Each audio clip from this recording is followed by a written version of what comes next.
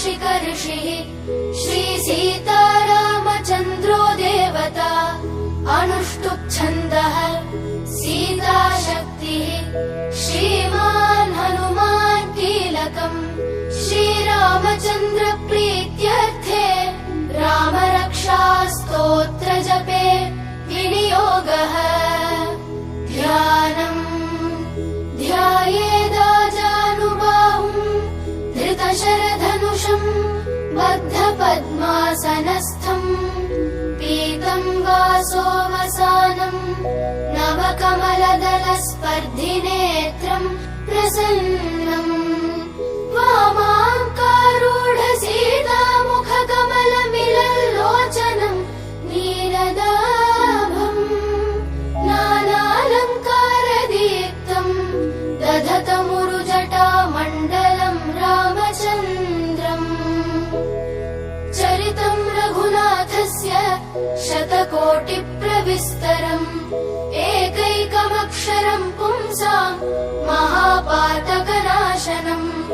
ध्यात्वा लीलोत्पलश्यामम् रामम् राजीवलोचनम् जानकी लक्ष्मणोपेतम् जटामुकुटमण्डितम् सासितूणधनुर्बाणपाणिम् नक्तञ्चरान्तकम् स्वलीलया जगत्रातुमाविर्भूतमजम् विभुम् रामरक्षाम् पठेत् प्राज्ञः पापघ्नीम् सर्वकामदाम्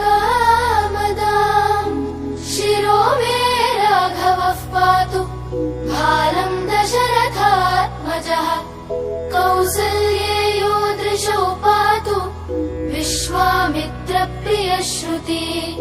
घ्राणम् पातु मखत्राता मुखम् सौमित्रिवत्सलः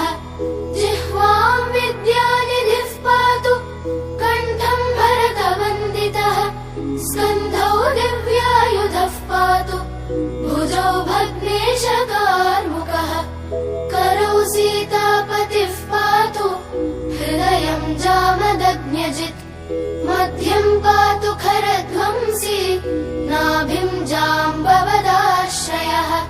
सुग्रीवेशः कटी पातु सद्धिनी हनुमत्प्रभुः ऊरू रघूत्तमः पातु रक्षः कुलविनाशकृत् जानुनी सेतुकृत् पातु जङ्घे दशमुखान्तकः पादौ विभीषणः श्रीरः पातु रामोऽखिलम् वपुः एकाम् रामबलोपेताम् रक्षाम् यः सुकृती पठेत् स चिरायुः सुखी पुत्री विजयी विनयी भवेत्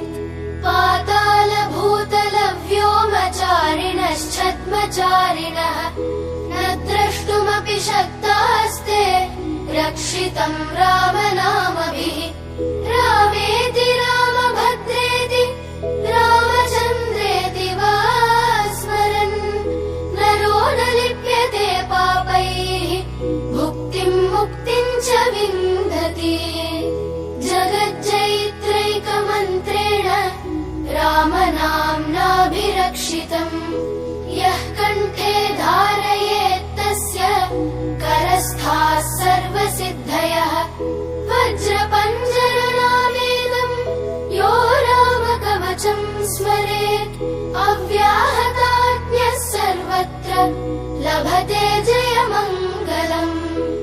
आदिष्टवान् यथा स्वप्ने राम रक्षामि माम् हरः